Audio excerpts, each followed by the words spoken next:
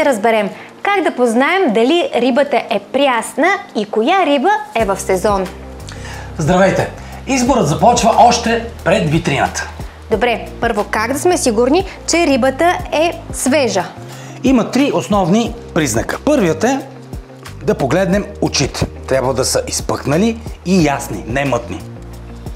Да, те си изглеждат добре. Нали?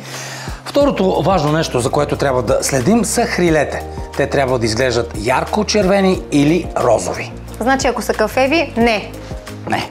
И третото нещо е ароматът. Понякога ни се е случило да усетим тежък мирис. Това никак не е добре. Прясната риба мирише леко на море, но не прекалено. И не на последно място, опитайте да докоснете рибата. При допир, ако е прекалено мека и не е много еластична, това означава, че може би е била замразена. Не я купувайте. А сега сезонността. Има ли значение кога каква риба купуваме? Има голямо значение, разбира се.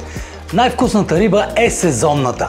През зимата хапвайте шаран или пастърва, през пролета черноморска скумрия или сафрит. О, любимите ми! Лятото в България няма да е същото без цаца, миди, сом или пастърва, а есента без попчета или чернокоп.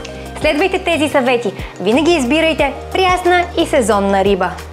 Проектът е подкрепен от Европейския съюз по програма за морско дело, рибарство и аквакултури 2021 година-2027 година.